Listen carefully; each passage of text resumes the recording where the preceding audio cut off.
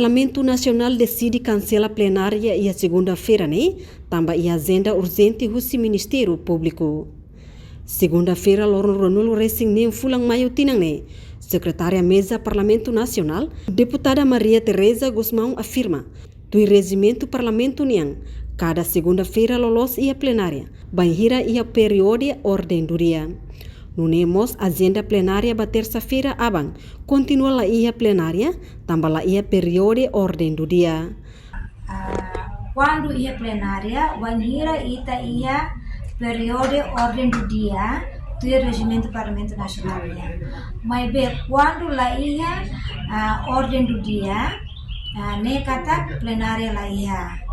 Mas bem, lolos ne agenda tia ona, hoje ne plenária ia, tambah ita ia período ordem do dia, mak apresentação e apreciação do relatório de atividades do Ministério Público relativo ao ano judicial de 2024. Nebe agenda preparado ona, mas bem, hoje parece que o Ministério Público e a agenda urgente, então se cancela tia.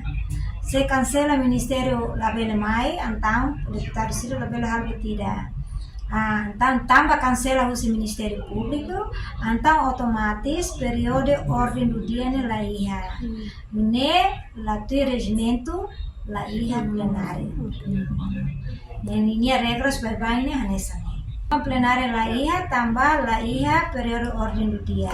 Ia período ordem do dia ne ia tabele debate com a leis, usi comissão que apresenta lei rumah, itu precisa debate, halo votação, ou senão ministério ida ia lei rumah ka apresentação execução orçamento ne precisa halo ona ka programa rumah ne que precisa intervenção, deputado ida do Parlamento Nacional, então se lalu mai nema kita tahu ya ordem do dia.